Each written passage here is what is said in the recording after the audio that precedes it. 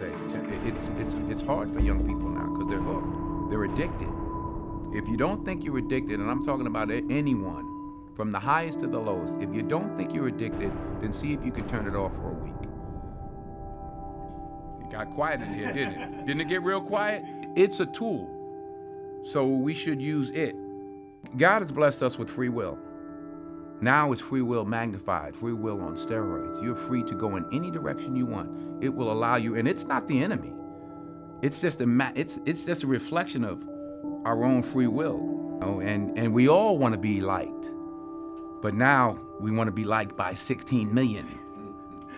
And will now, some of us, do anything to be liked.